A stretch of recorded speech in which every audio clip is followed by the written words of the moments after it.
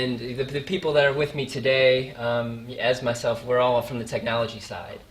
So, you know, this sort of chart showing our evolution is incredibly close to our heart, because I mean we poured a lot of time and effort into making the transition that you see there. So, you know, when we started, we were making transistors. These are just simple switches, and we were making devices that only had maybe 10 on an individual sample.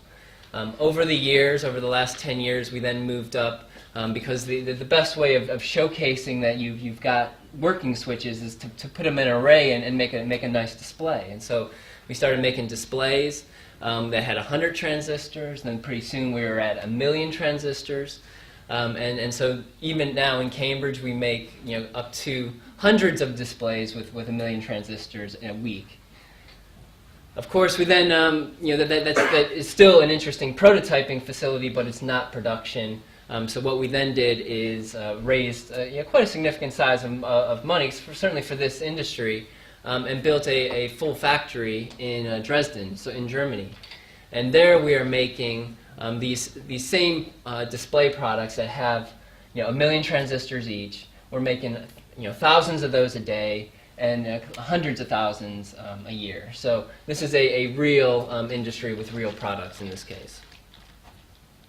And this just gives you a little bit more information about that factory. It's a very impressive site. You know, very proud for people like myself who are at the company at the beginning. And the thing I impress about people who are you know, just getting into the plastic electronics field is that, you know, this factory actually looks very similar to a LCD factory in terms of the size and the scale. So, you know, we are competing, you know, with them in terms of the amount of capacity and you know, the type of processing that we're doing. Obviously, with all the advantages that Rick and Richard already suggested: low temperature, on-flexible, and that.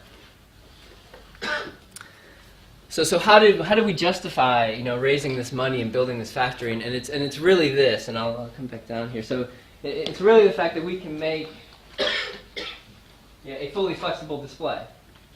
Yeah. So and if you guys are around this afternoon, you can, you know, come in and have a feel for it yourself. You know, so the display itself is flexible, and so it's a revolutionary. What we think it enables is revolutionary form factors. So initially, we think those form factors will come in the name of thin, light, and robust products. So really taking advantage of the shatter-proof nature of the display.